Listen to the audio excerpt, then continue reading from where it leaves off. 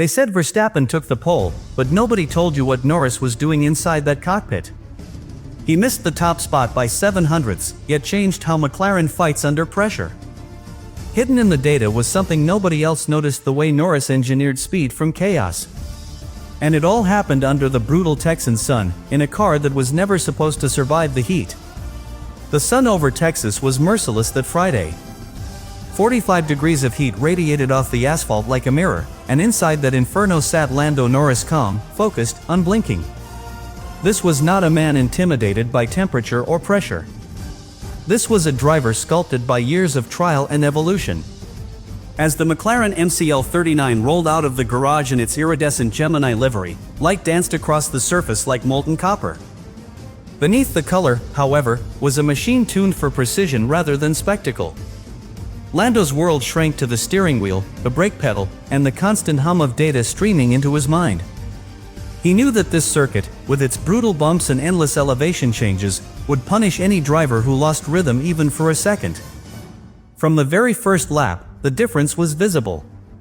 Where others fought the steering through the violent S-curves, Norris was gliding. His hands barely moved, yet the car flowed from apex to apex with the precision of a heartbeat. Each turn of the wheel seemed to come half a second earlier than physics should allow, as if he anticipated the road before seeing it. Engineers on the McLaren pit wall watched in silence. They had seen telemetry graphs from hundreds of laps, but this one looked different. The curves were smoother, the energy traces steadier. It was as though driver and machine had aligned perfectly for those few minutes under the Texas sun. What made it extraordinary was that this control came in conditions that destroyed others. The tires were blistering within seconds, the track surface cracked and shifting under the heat. Drivers complained of understeer, of balance lost at every bump. Yet Norris seemed immune. His lap times remained stable, his feedback precise. Tires holding, balance feels alive, he radioed, voice even, analytical, almost serene. It was not confidence born of arrogance, but of understanding. He had learned to drive the MCL39 not as a mechanical device, but as an organism with moods and thresholds. He felt when the downforce breathed, when the rear began to slide, and he responded with the smallest touch, the artistry that separates the great from the good. By the time FP1 ended, Norris had placed McLaren on top of the timesheets, 2/10 clear of everyone else. It was a statement without noise. For him, it was never about celebration. It was about validation. The car's balance was no longer a mystery, the data confirmed it. McLaren's engineers saw that Norris had generated less lateral load variation through the corners than any other driver, a technical measure that proved his sensitivity behind the wheel. When Andrea Stella, the team principal, reviewed the run, his only words were, "That is Lando." It was calm, proud, and deeply respectful. In a sport obsessed with tense, this was artistry measured in intuition. Then came qualifying. The sprint format left no time for hesitation. 1 hour of practice, then straight into battle. Norris dominated SQ1, dominated SQ2, and entered the final shootout as favorite. Every observer expected him to claim pole, but what unfolded next would reveal something greater than raw speed. As track temperatures spiked and the surface turned into molten glass, he had to balance aggression with mechanical empathy. Through Sector 1, he attacked the corners like a painter layering strokes, blending precision and boldness. Yet as he entered the final sector, the bumps struck back. The car jumped, the rear stepped out, and time slipped away not much, just 0.07 of a second. That fraction separated him from Verstappen. The stopwatch told one story, but the engineering data told another. The McLaren MCL39, for all its brilliance, was a car that demanded perfection to the millimeter. At Austin, that precision became torture. The track's unpredictable surface, built over soft clay that shifts with every season, had turned into a labyrinth of bumps and microcracks. For Norris, that meant the car's aerodynamic platform was never stable. Every time he turned into a high-speed corner, the airflow under the floor oscillated between grip and glide, downforce and chaos. McLaren had tuned the car for the smooth circuits of Europe, not for this American battlefield. Yet rather than complain, Norris adjusted his driving lap after lap, treating every corner as a new experiment in balance. He was not just reacting to instability, he was mapping it, learning its rhythm like a scientist under pressure. The most brutal part came through the S-curves. Each bump changed the car's pitch, forcing the suspension to fight against physics. Most drivers tried to compensate with steering corrections, but that only made things worse. Norris did the opposite. He loosened his grip, allowing the front tires to flow with the movement instead of resisting it. It was counterintuitive, but it worked. The car breathed again.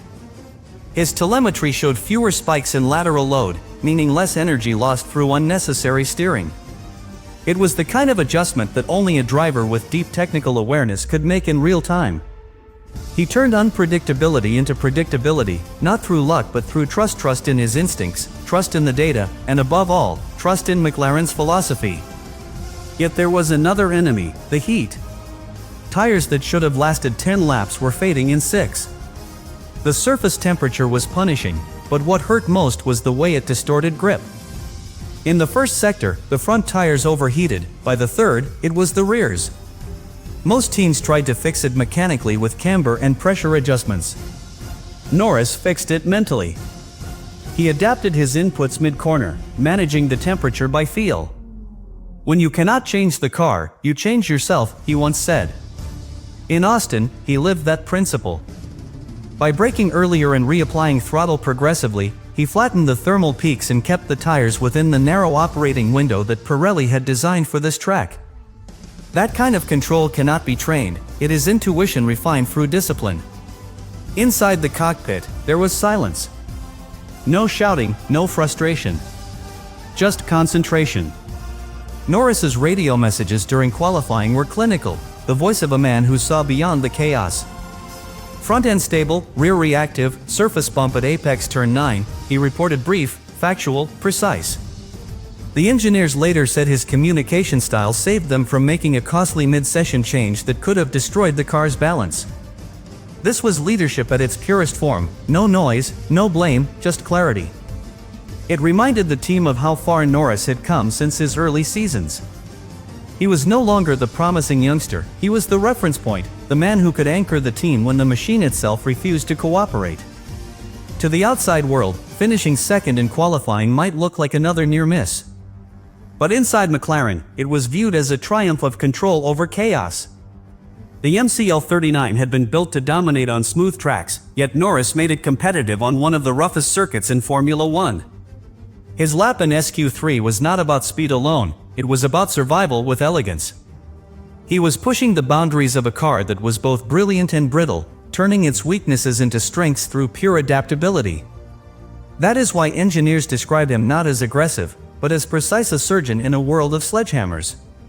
What happened inside the McLaren garage after qualifying was not frustration, it was calibration. While other teams debated strategy, Norris sat with his engineers analyzing airflow traces and thermal graphs. He knew that the car's balance issues over the bumps were not flaws of design but symptoms of a system that needed refinement. The MCL39 operates with a narrow aerodynamic window, a concept McLaren has perfected since 2023. When it sits too high, it loses downforce, too low, it risks porpoising. In Austin, the track's irregular surface made that window shift constantly. Norris recognized it faster than any computer model could. His feedback after SQ3 was so detailed that the engineers adjusted the rear suspension travel by fractions of a millimeter overnight. It was not guesswork, it was co-engineering in real time. By Saturday morning, the team had transformed his observations into performance. They softened the front dampers slightly to allow the car to glide over the first sector bumps, reducing the oscillations that had cost him vital hundredths. This change, proposed by Norris himself, balanced the aero load more evenly across the chassis, improving tire contact without sacrificing the car's sharpness in the high-speed corners. It was a rare example of a driver translating seat-of-the-pants sensation into measurable mechanical advantage. Andrea Stella later admitted that Lando's precision gave us direction when data alone was inconclusive. In Formula One, that kind of human intelligence is irreplaceable. Computers can simulate, but only a driver can feel the physics. What made McLaren exceptional that weekend was their ability to adapt quickly under sprint conditions. With only one practice session and limited tire data, every decision carried amplified consequences. Norris, calm and methodical, helped the engineers establish a correlation between tire wear and surface temperature that no other team had mapped so clearly. The telemetry from FP1 revealed that his driving style kept rear tire degradation nearly 6% lower than Piastri's under identical loads. That efficiency meant more consistent pace across multiple laps, a decisive advantage in sprint racing. In a sport obsessed with extremes, Norris found his edge in moderation. His speed came not from aggression but from mastery of limits.